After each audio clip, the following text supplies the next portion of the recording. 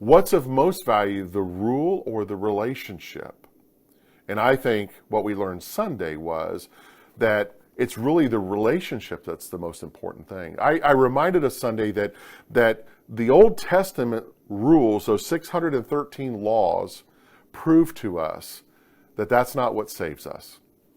I said that those 613 rules, they don't even lead us into a relationship with God.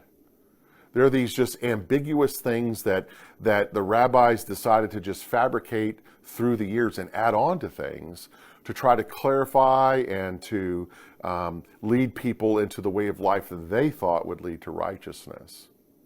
You see, what the Old Testament laws can't do, God had the answer. God came into the world as Jesus, into the flesh.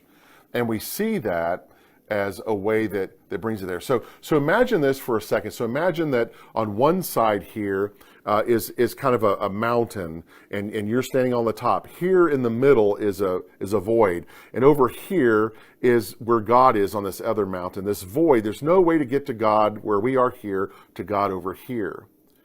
And the rules of the Old Testament laws won't allow that. But imagine in the middle here that a cross is coming into place. So here, let me kind of use this visual behind me here. So here's a Jerusalem cross, and see how it bridges the gap.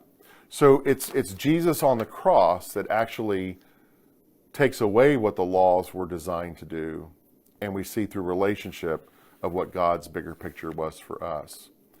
So when asked the question, Jesus was asked this very important question of the 10 Commandments, of the 613 laws of the prophets, of all the prophetical sayings of Isaiah, Jeremiah, Amos, Andy wasn't a prophet, Nehemiah, all those prophets that came with that.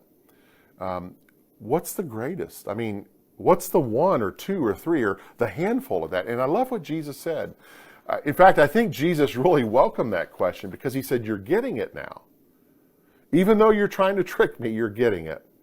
Because none of that applies anymore.